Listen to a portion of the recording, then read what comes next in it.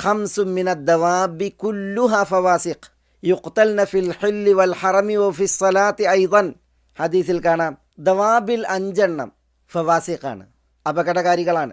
ഹറമിലും ഹറമിന് പുറത്തും നിസ്കാരത്തിൽ വരെ അവ കൊല്ലപ്പെടണം.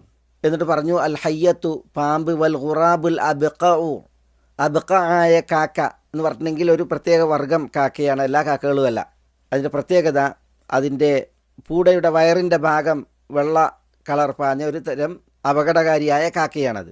വൽ ഫറത്തു എലി, വൽ കെൽബുൽ അഖൂർ അപകടകാരികളായ ഉപദ്രവകാരികളായ നായകൾ, അതേപോലെ തന്നെ ഹിദഅത്ത് ഒരു തരം പാപ്പിടിയന്മാർ, വൽ അഖ്റബ് തേളുകൾ.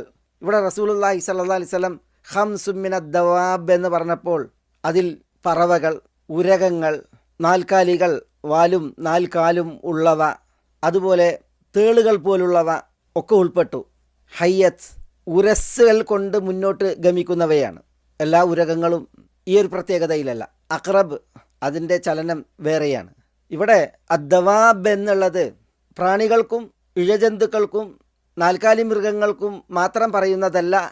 ഇബ്നു അബ്ബാസ് റളിയല്ലാഹു തആല അൻഹു പറഞ്ഞതുപോലെ മനുഷ്യരും മനുഷ്യരല്ലാത്തവരുമായ ജീവജാലങ്ങൾക്ക് പൊതുവെ പറയുന്ന പേരാണ് ദവാബ്. അല്ലാഹു സുബ്ഹാനഹു വതആല ഇവിടെ ഈ വിശുദ്ധ വചനത്തിൽ വമാ ബസ്സ ഫീഹാ മിൻ കുല്ലി ദാബത്തിൻ, ഭൂമിയിൽ അല്ലാഹു സുബ്ഹാനഹു വതആല വ്യാപിപ്പിച്ച പ്രചരിപ്പിച്ച എല്ലാ ദാബത്തിലും ജീവജാലങ്ങളിലും ചിന്തിക്കുന്നവർക്ക് ദൃഷ്ടാന്തങ്ങളുണ്ട് എന്നാണ് പറയുന്നത്.